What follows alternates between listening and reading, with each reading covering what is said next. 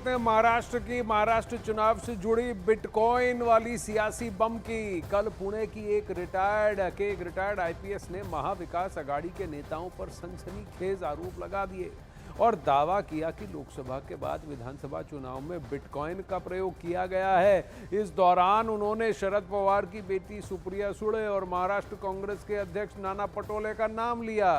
पूर्व आईपीएस का ये आरोप है और इस आरोप के बाद महाराष्ट्र की सियासत में भूचाल आ गया। एक तरफ एमवीए पूरे आरोपों को नकार रही है तो दूसरी तरफ महायुति के नेता महाविकास अघाड़ी के नेताओं पर जमकर निशाना साध रहे हैं। इसी बीच बीजेपी ने सुप्रिया सुळे, नाना पटोले समेत एमवीए नेताओं पर कई गंभीर आरोप लगा दिए। बीजेपी प्रवक्ता संबित पात्रा ने कहा कि 2018 में ही क्रिप्टो करेंसी साइबर फ्रॉड हुआ था जिसमें 235 करोड़ का गबन हुआ था। पूरे मामले में कई किरदार शामिल हैं।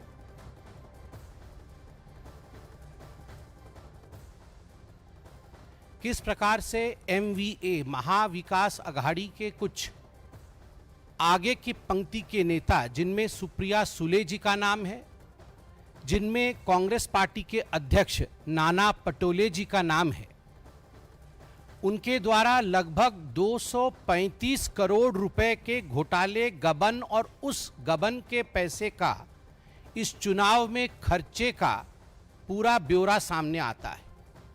क्योंकि आज जिस प्रकार से हम देख रहे हैं और मैं भी अभी मीडिया में देख रहा था, तो ये कोई 50 करोड़, 100 करोड़, 150 करोड़ का विषय नहीं है। अभी तक जितना खुलासा हुआ है, ऐसा प्रतीत होता है मानो 235 करोड़ के आसपास का विषय है।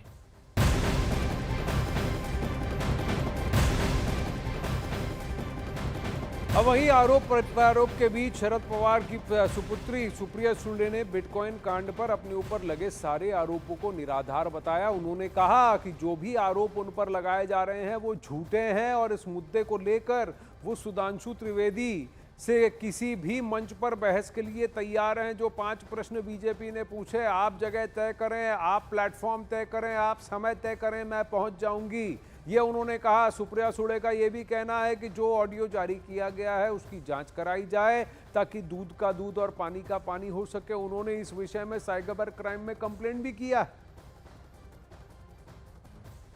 सुधांशु त्रिवेदी जिस शहर में चाहे, जिस चैनल पे चाहे, जिस वक्त चाहे, वो जहां बुलाएंगे मैं आ जाऊंगी और हर एक का जवाब मैं दे दूंगी।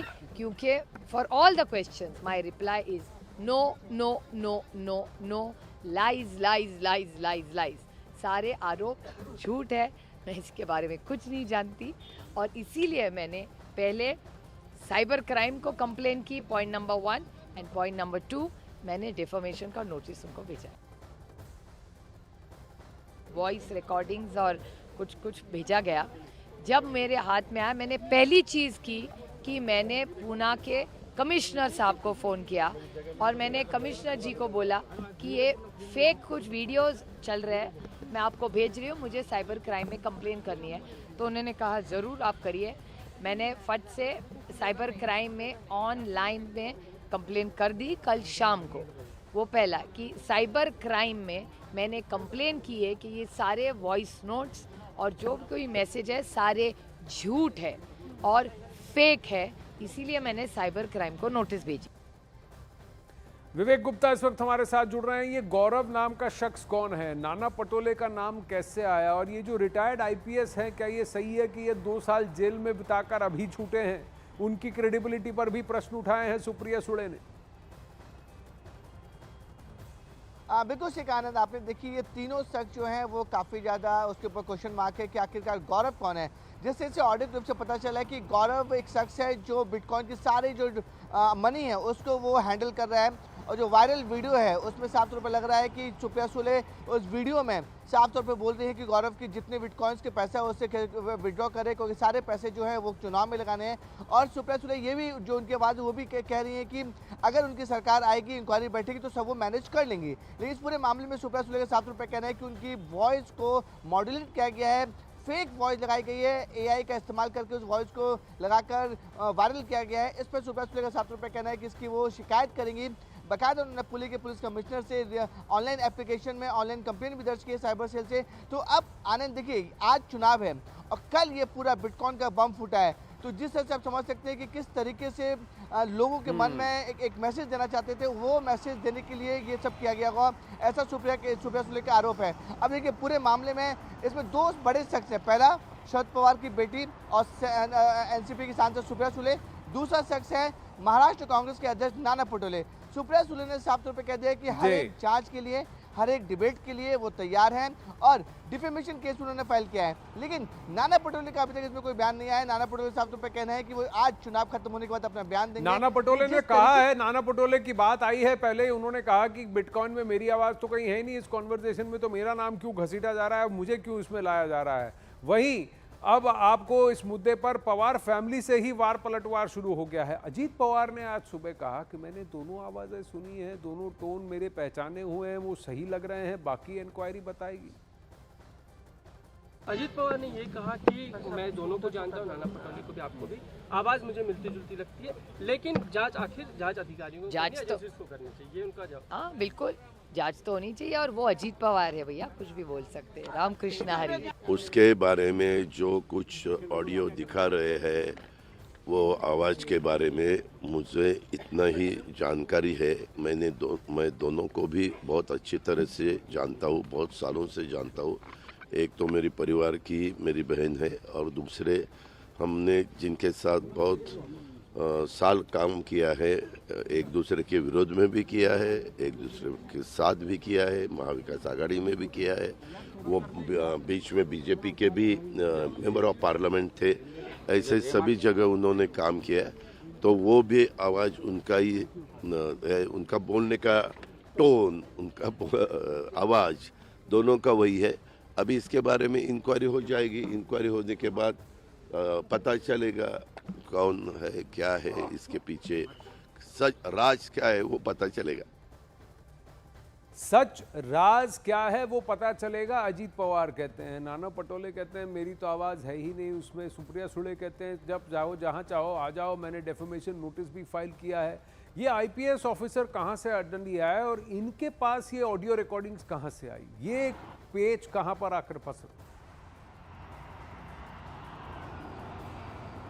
विवेक, ये आईपीएस ऑफिसर कौन है?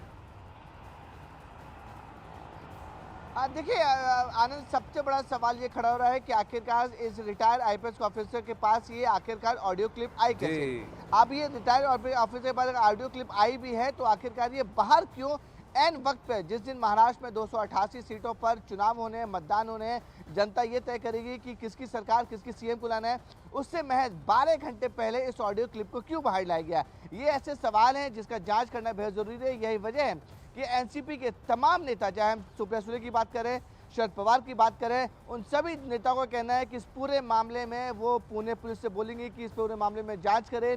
और सुप्रिया सुले ये भी कह रही कि ऑनलाइन कंप्लेंट फाइल कर दी गई, डिफेमेशन केस भी फाइल कर दिया गया है। साथ ही साथ शरद पवार ये भी कहना है कि आखिरकार ये चुनाव के एक दिन पहले देखिए, शरद पवार ने भी इसमें बयान दिया है सबसे पहले कि ऑडियो टेप्स को और ऑडियो को ऑथेंटिकेट करना मुश्किल ही नहीं, लगभग नामुमकिन बताया जाता है, लेकिन डिस्क्रेडिट करने के लिए क्या इस ऑडियो को रिलीज किया गया, बहुत बड़ा प्रश्न है। दूसरी बात, वो जो 2018 का गबन 235 करोड़ रुपए, उसी राशि की बात अभी करना और बिटकॉइन के जरिए इस पैसे को चुनाव में उतारना, क्या चुनाव आयोग को इसको अपने संज्ञान में लेने की आवश्यकता है और इन्वेस्टिगेशन करने की आवश्यकता है, ये एक और प्रश्न है। विवेक बने रहिए। बीजेपी ने इस मामले में 4 वॉइस नोट्स और बातचीत के कुछ स्क्रीनशॉट जारी किए। सुधांशु त्रिवेदी जी ने सुप्रिया सुले जी और गौरव मेहता के कथित बातचीत का ऑडियो भी जारी किया। साथ ही पुलिस कमिश्नर अमिताभ गुप्ता से गौरव मेहता की ऑडियो भी जारी किया। इसके अलावा नाना पटोले और अमिताभ गुप्ता की बातचीत का भी ऑडियो जारी किया। गौरव मेहता और पूर्व आईपीएस रविंद्रनाथ पाटिल के बीच चैट के स्क्रीनशॉट भी जारी किए। अब आपको एनसीपी शरद गुट के नेता सुप्रिया सुले और साथ ही ऑडिट फर्म के कर्मचारी के बीच हुई बातचीत का ऑडियो सुनाते हैं, जिसमें वो बिटकॉइन के बदले में कैश मुहैया कराने की बात कह रही है। बातचीत का ये ऑडियो बीजेपी ने जारी किया है। Gaurav, why are you not responding to us? We need to have cash pause. Boss Gaurav, what's happening? None of you people are responding. Don't play games with me at all. Gupta is vanished, but what happens to money then? He says all bitcoins and cash is with you. Call me or Aditi urgently. We need to have cash. Elections are going on. Boss, why don't you go ahead and cash out all the bitcoins? The prices are favorable right now, and with the elections approaching, we're going to need substantial funds. Don't worry about the inquiries. Once we're in power, we'll handle them. Just get it done. अब BJP ने महाराष्ट्र कांग्रेस के अध्यक्ष नाना पटोले का भी audio जारी किया है, जिसमें वो पुलिस कमिश्नर अमिताभ गुप्ता से पैसों के बारे में बात करते दिख रहे हैं। कल बोला था ना, ऐसे माथा मस्ती मत करो।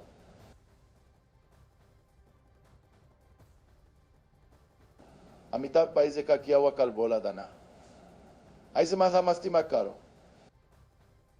अब आईपीएस अमिताभ गुप्ता और सारथी ऑडिट फर्म के कर्मचारी के बीच हुई बातचीत का भी ऑडियो सामने आया है, जिसमें दोनों के बीच बिटकॉइन को लेकर बातचीत हो रही है। बातचीत का ये ऑडियो बीजेपी ने जारी किया है।